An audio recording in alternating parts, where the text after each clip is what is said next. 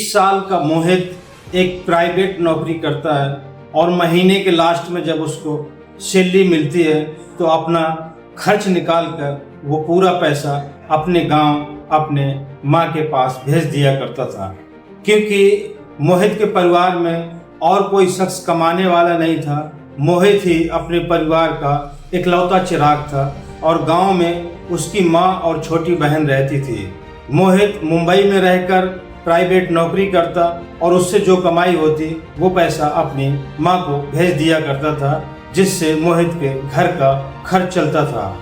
अभी पिछले हफ्ते, एक हफ्ते पहले मोहित किसी काम से मुंबई से अपने घर आता है और बुधवार की सुबह अपनी माँ और छोटी बहन के साथ बैठा हुआ होता है और अपनी माँ और छोटी बहन से बात कर रहा था और बहन को बड़े ही लाड़ प्यार से सर पर हाथ फेर रहा था और अपनी छोटी बहन को कहता है कि मैं तुम्हारी शादी बहुत ही धूमधाम से शादी करूंगा।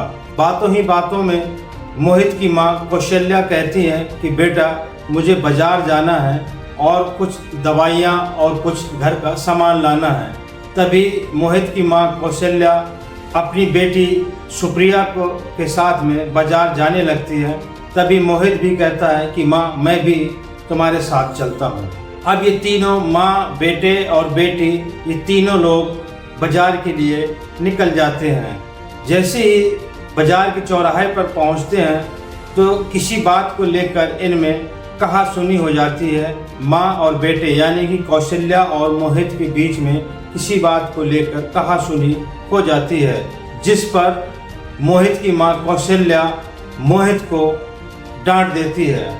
लेकिन कौशल्या को शायद ये नहीं पता था कि उसकी एक छोटी सी डांट बहुत ज़्यादा भारी पड़ जाएगी और वहीं से शुरू होती है दो मौत की कहानी। दो मौतें हो जाती हैं और एक जिंदगी और मौत के बीच में झूल रहा होता है। तो दोस्तों, क्या है इस घटना की पूरी कहानी? पूरी घटना क्रम को जानने के लिए आपको वीडियो के अंत तक रहना पड़ेगा और हम बताएंगे आपको पूरा मामला विस्तार से। आदाब, नमस्कार, मैं हूं मुबीन खान। आज की जो सच्ची घटना की कहानी है वो कहानी है उत्तर प्रदेश के गोरखपुर जिले की, और उसी गोरखपुर जिले का एक थाना लगता है हरपुर बुधट थाना, और उसी हरपुर बुधट थाना क्षेत्र के अंतर्गत एक गांव आता है कुचडेहरी, और उसी कुचडेहरी गांव के रहने वाले होते हैं अंगद कनौजिया। अंगद कनौजिया का एक छोटा सा घर होता है और एक छोटा सा परिवार होता है। अंगद कनौजिया के दो और भाई हैं जो कि मुंबई में रहकर वो मेहनत मजदूरी करते हैं, और वहीं पर अंगद कनौजिया भी अपने भाइयों के साथ में मेहनत मजदूरी करते थे। और आज से 10 साल पहले अंगद कनौजिया की मौत हो जाती है। दरअसल अंगद कनौजिया जब अपने दो भाइयों के साथ में मुंबई में रहकर मेहनत मजदूरी किया करते थे, तभी उनको नशे की लत लग जाती है और इसी के चलते उनकी आज से 10 साल पहले मृत्यु हो जाती है। जब अंगद कनौजिया की मृत्यु होती है तो उनके एक बेटा और एक बेटी थी। बेटी की उम्र लगभग 10 साल थी और बेटी की उम्र लगभग 4 साल की थी।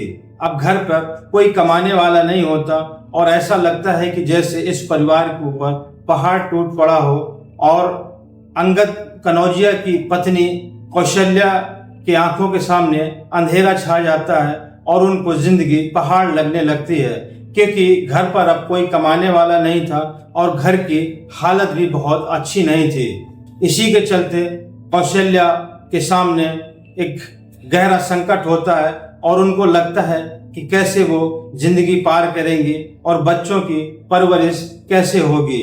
लेकिन उसी अंधेरे पर उनका बेटा मोहित एक चिराग बनकर जलता है और माँ से कहता है कि माँ तुम परेशान मत हो, घर का खर्च मैं चलाऊंगा, मुझे कितनी भी कड़ी मेहनत करनी पड़े लेकिन मैं अपने परिवार को संभालूंगा। और थोड़ा सा और बड़ा होता है, जैसे ही थोड़ा और बड़ा होता है मोहित, तभी वो अपने चाचा और ताऊ के साथ में वो भी मुंबई चला जाता है और वहाँ पर प्राइवेट नौकरी करने लगता है। और नौकरी से जितना भी उसको पैसा मिलता है तो हर महीने अपनी माँ को मुंबई से वो पैसे भेजता रहता है, जिससे घर का खर्च चलने लगा था।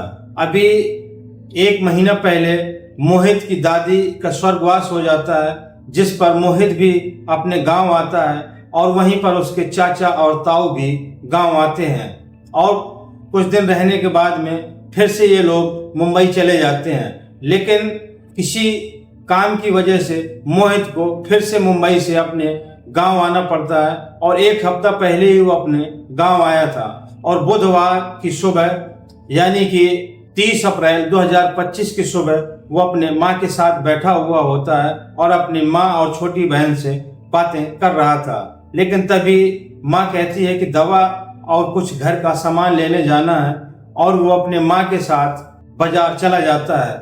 जैसे ही वो हरपुर चौराहे के पास पहुंचते हैं तो पैसों को लेकर माँ और बेटे के बीच में मामूली सा विवाद हो जाता है, जिस पर मोहित की माँ कौशल्या मोहित को डांट देती है। लेकिन वहीं पर मोहित को वो डांट चुभ जाती है और मोहित वहां से वापस घर आ जाता है और घर आकर अपनी माँ को फोन पर अपने आत्महत्या करने के बारे में बोल देता है। तभी माँ घबराकर अपनी बेटी शुक्रिया के साथ में वहां से वापस घर आ जाती है। जैसे ही अपने घर आती है तो देखती है कि घर का दरवाजा अंदर से बंद है।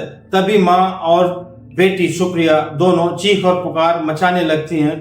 तभी माँ और बेटी की चीख पुकार सुनकर मोहल्ले के लोग इकट्ठे हो जाते हैं और तभी मोहल्ले और पड़ोस के लोग दरवाजे को तोड़कर जब अंदर घुसते हैं तो देखते हैं कि मोहित फांसी के फंदे पर झूला हुआ था।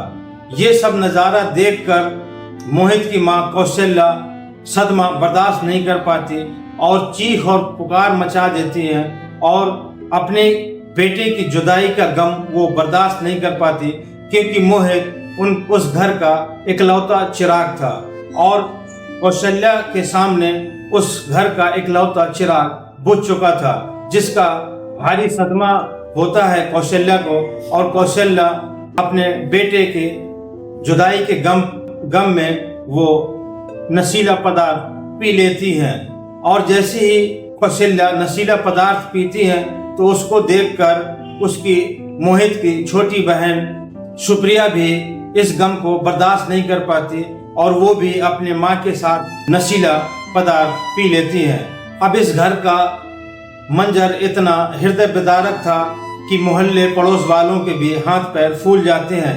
एक तरफ बेटा फांसी के फंदे पर झूल रहा था और दूसरी तरफ माँ और बेटी जहरीला पदार्थ खाने से वो भी जिंदगी और मौत से जूझ रही थी। तभी मोहल्ले और पड़ोस के लोग तुरंत माँ और बेटी को जिला अस्पताल पहुंचाते हैं और उसी टाइम पुलिस को भी वो सूचना दे देते हैं। जैसे ही कौशल्या और सुप्रिया को जिला अस्पताल लेकर जाया जाता है तो उनकी हालत देखकर जिला अस्पताल के डॉक्टर उनको तुरंत बीआरडी मेडिकल कॉलेज के लिए रेफर कर देते हैं। वहां से कौशल्या और सुप्रिया को जैसी बीआरडी मेडिकल कॉलेज लाया जाता है तभी वहां पर डॉक्टर सुप्रिया को मृत घोषित कर देते हैं और मां की हालत काफी ज्यादा गंभीर होती है। हालांकि डॉक्टर्स कौशल्या का इलाज कर रहे हैं, लेकिन उस मां के सामने इस कदर भयंकर अंधेरा है और उनकी जिंदगी का सबसे बुरा वक्त है और अब घर का इकलौता चिराग था वो भी इस दुनिया को अलविदा कह चुका था और एक नन्ही सी जान थी जो कौशल्या की बेटी थी सुप्रिया 14 साल की, वो भी इस दुनिया को अलविदा कह चुकी थी। यानी कि पूरा परिवार एक तरह से बिखर चुका था।